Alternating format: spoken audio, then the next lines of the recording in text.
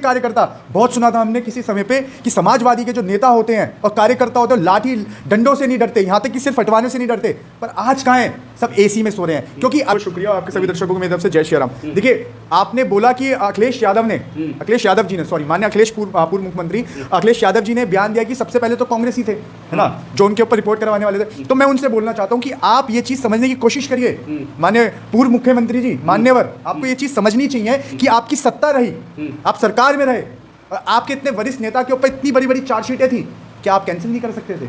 क्या आप उनकी जांच अपनी सरकार के अंदर रह के आप करवा नहीं सकते थे? पर किंतु क्या करें, अब जो राजनीति जो चल रही है वो राजनीति है आरोप प्रत्यारोप की राजनीति, जो गलत है। मैं कहना चाहूँ किसी का पूरा परिवार, जिस व्यक्ति ने इतना बड़ा वरिष्ठ नेता और जिसके पास इतने सारे मंत्रालय हुआ करते थे, जिसने रामपुर को एक यूनिवर्सिटी दी, जिसने यूपी को एक अलग ही यूनिवर्सिटी दी जहां पे गरीब शोषित वंचित लोग, परिवार के लोग जाके, बच्चे जाके पढ़ सकें, शिक्षा ग्रहण कर सकें, उस जैसा व्यक्ति, महाअनुभवी व्यक्ति, समाजवादी पार्टी का मेन चेहरा, है ना, माननीय नेताजी के बाद, उस व्यक्ति के साथ किस कदर की जो राजनीति हो रही है, और उसके बाद समाजवादी के लोग अपने घरों में लेटे हुए हैं, सिर्फ और सिर्फ खाली आरोप प्रत्यारोप की राजनीति कर रहे हैं, जो कि गलत है। कहाँ है अखिलेश यादव जी के जितने कार्यकर्ता हैं? कहाँ है समाजवादी के कार्यकर्ता? क्यों नहीं दिख रहे रोडों पे? आइए रोडों पे लड़ो। कितने आपने डीएमओ को आपने जाके ज्ञापन सौंपित किए? आपने कितनी बार कितनी जगह संघर्ष किया आजम खान जी के लिए? आप क्यों नहीं गए जिस टाइम पे वो गिरफ्तार हो रहे थे? तो कहाँ था उनका पूरा संगठन? को गिरफ्तार कैसे होने दिया? इतना बड़ा नेता आजम खान का। अरे आप मैंने कहा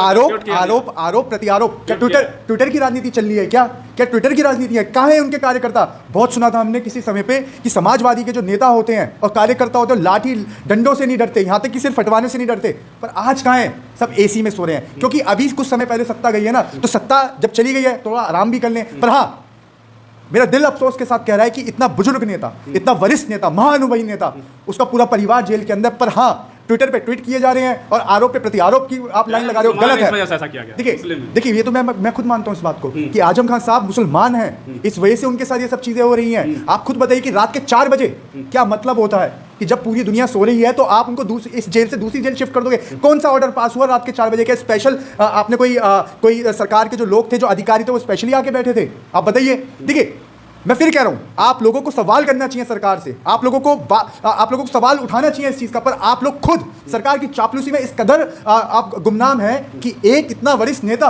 उसके ऊपर पेन चोरी के आरोप हैं, इतना बड़ा वरिष्ठ नेता, उसके ऊपर मुर्गी चोरी के आरोप हैं। ये आप सोचिए कि इनकी नीति और नीयत में कितना बड़ा खोट है। एनकाउंटर हो सकता है। आजम खान जब गए तो कह रहे हैं क्या योगी पुलिस में भरोसा नहीं है? सबसे मजबूत पुलिस मानी जाती है योगी की। आप एक बात बताइए कि पूर्व सांसद कस्टडी में थे। आप समझ रहे होंगे, आपके दर्शक भी समझ रहे होंगे कि मैं क्या बात कहना चाह रहा हूं। वो पुलिस की कस्टडी में थे, मेडिकल करवाने जा रहे थे, और पुलिस की घेराबंदी के अंदर ही कुछ मीडिया वाले आके गोली बजा देते हैं, शूट आउट कर देते हैं।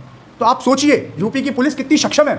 उसके बाद कार्रवाई क्या हुई? कुछ पता लगा अब तक वो आरोपी हैं कहाँ है? वो कोई कार्रवाई हुई? तो देखिए मैं फिर कहना चाहूंगा कि आरोप प्रत्यारोप को छोड़ के एक ऐसे व्यक्ति के लिए आप लड़ाई लड़िए, उसकी सोच के लिए लड़ाई लड़िए, जिस व्यक्ति का विजन इतना बड़ा था कि एक यूनिवर्सिटी बनाई उन्होंने, लोगों को मंदिर बना के नहीं दिए, लोगों को मस्जिद बना के नहीं दिए। क्योंकि धर्म के नाम पे जब भी राजनीति होती है तो ऐसे जितने बड़े बड़े जो नेता हैं, जिनका विजन इतना हाई होता है, वो जेल की सलाखों के पीछे होते हैं। मौर्य कह रहे हैं कि हो सकता है कि हत्या हो जाए या हत्या की तरफ। अरे तो आप बताइए ना, आप स्वामी प्रसाद मौर्य जी, आप बयानबाजी तो कर रहे हैं, आपका संगठन कहाँ है? आप जाइए ना, ज्ञापन दीजिए डीएम के पास जाके, आप जाइए ना, आप ज्ञापन दीजिए आपका एसडीएम के पास जाके, आप न्यायिक लड़ाई लड़िए उनके लिए, आप एक अच्छा वकील हायर करिए अभी के अभी। और मैंने तो सुना है कि समाजवादी पार्टी के पास सबसे बड़ा वकील है पूरे हिंदुस्तान का, कपिल सिब्बल साहब, उसके बाद भी वो केस नहीं कर पा रहे। ये देखिए, आप आरोप नहीं कर सकते किसी के ऊपर, आपकी खुद की सरकार है, आप उस टाइम पे भी आप उनके जो केस है वापस नहीं ले पाए, और आज आप कह रहे हो कि जी फला यूं कर रहा है, हाँ ऐसे हत्या हो जाएगी। अरे आपने क्या हलवा मान रखा है हत्या? आपका इतना बड़ा नेता, आप उसकी हत्या करवाने के लिए तुले हुए राजनीति के ऊपर, पर उसके लिए लड़ने के लिए कोई नहीं खड़ा। ये साफ दिख रहा है इस टाइम पे। और आज खुद आजम खान की आंखें, साहब की आंखें नम होंगी इस टाइम पे जेल की सलाखों के पीछे कि मैंने समाजवादी पार्टी को सींचा, एक नीचे से उठा के उसको हर्ष पे पहुंचाया। पर आज क्या है? कौन संघर्ष कर रहा है उनके लिए? कौन रो रहा है उनकी बीवी के लिए? कौन रो रहा है उनके लड़के के लिए? कौन रो रहा है उनके खुद के लिए? ये सोचने का विषय। और हाँ, आज अगर माननीय नेताजी यहाँ पे सामने होते तो इतनी उम्र के अंदर भी वो आजम खान साहब के लिए जमीन पर लड़ाई लड़ रहे होते। लेकिन अजय राय कांग्रेस के प्रदेश अध्यक्ष जा रहे थे मिलने, हालांकि आजम खान ने किसी से भी मिलने से मना कर दिया कि इस टाइम मैं किसी से नहीं मिलूंगा। ये क्या राजनीति चल रही है? लोग मिल मिलाई को राजनीति है या क्या है? देखिए कांग्रेस आजम खान को अपनी तरफ खींचना चाहती है। मैं एक बात बोलता हूँ, जिस व्यक्ति ने अपनी पूरी बचपन जवानी और अपना पूरा बुढ़ापा अपना दे दिया हो एक पार्टी को, तो आप उससे वफा की ही उम्मीद कर सकते हो, है ना, उससे बेवफाई की उम्मीद नहीं कर सकते आप। पहली बात तो ये। और हाँ देखिए, आप अब जा रहे हो, मैं किसी के ऊपर सवाल नहीं उठा रहा, मैं अभी कह रहा हूँ कि आप अब जा रहे हो, कोई भी अन्य दल का नेता अगर उनसे मिलने जा रहे हैं, बहुत अच्छी बात है ना, पर आप अब जा रहे हो। पिछले कितने समय से वो लड़ रहे हैं इन सब चीज़ों से?